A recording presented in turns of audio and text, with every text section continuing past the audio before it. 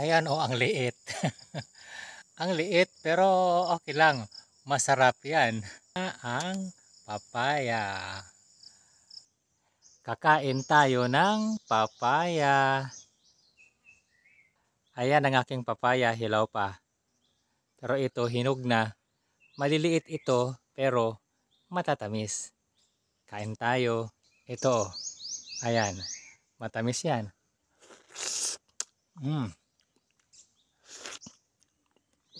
Ah,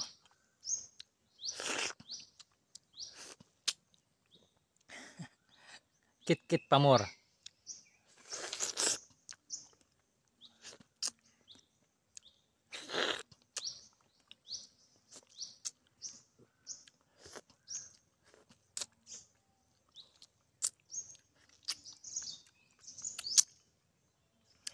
Ubos. Ito, oh, buo pa. Maliit lang din pero masarap ito.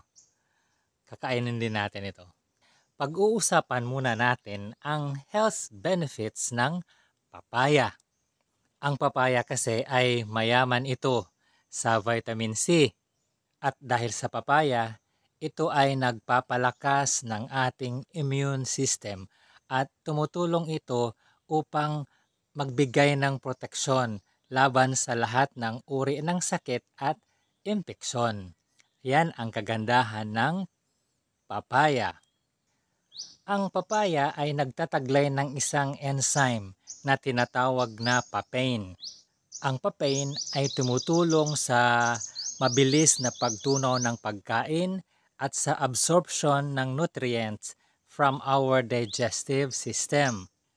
Kaya ang pagkain ng papaya na mayroong taglay na papain, ito ay nakakatulong sa magandang panunaw ng ating digestive system.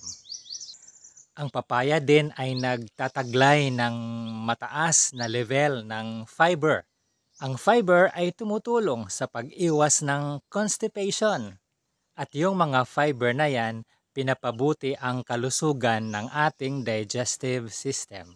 Ang papaya ay may taglay na antioxidant, halimbawa ang beta-carotene. At dahil dito, ang papaya ay nakakatulong sa protection ng ating mga cells laban sa mga free radicals na nagdudulot ng iba't ibang uri ng sakit tulad ng cancer. Ang pagkain ng papaya ay may positibong epekto sa kalusugan ng ating mga balat dahil ang papaya ay may taglay na vitamin A at vitamin E.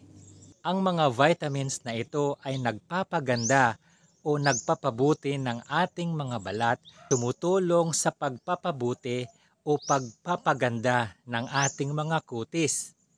At ito rin ay tumutulong upang maiwasan ang pagkakaroon ng acne at wrinkles. O di ba? Ang ganda. Taglay din ng papaya ang folate o folic acid na napakaganda para sa mga babaeng nagbubuntis. Ang folate ay nakakatulong upang maiwasan ang tinatawag na neural tube defects sa mga sanggol. At ang mga papaya ay mayroong anti-inflammatory properties, kung saan ang mga ito ay nakakatulong sa pagpapababa ng mga inflammations o pamamaga at ito ay nakakatulong upang maiwasan ang pagkakaroon ng sakit na arthritis. Good! Ang papaya ay mayaman din sa potassium. At alam naman natin na ang potassium ay tumutulong sa pagpapababa ng blood pressure at higit na tumutulong sa pag-iwas ng hypertension. Katulad ng mga kamatis, ang papaya ay mayroon ding lycopene. Ang lycopene ay tumutulong sa proteksyon ng ating mga puso at nagpapababa ng panganib sa cardiovascular diseases. Ang papaya ay mababa sa calories at mataas sa water content na nakakatulong sa pag-maintain ng tamang timbang at nakakatulong para maiwasan ang sobrang taba o obesity.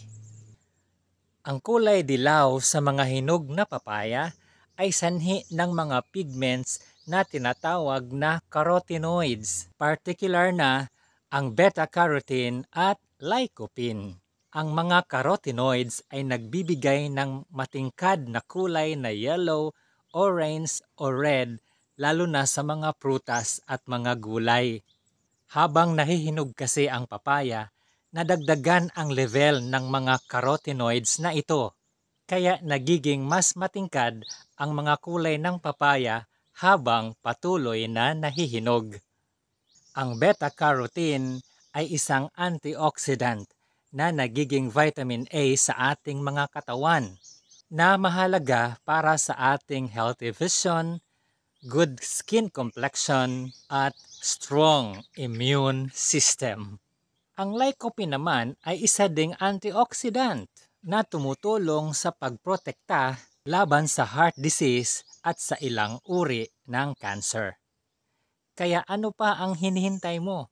Nalalaman mo na, natutunan mo na ang iba't ibang health benefits sa pagkain ng ripe papaya, kaya kumain ka na ng papaya dahil ang papaya ay masustansya. Dahil sa papaya, health is truly wealth. God bless. Sarap.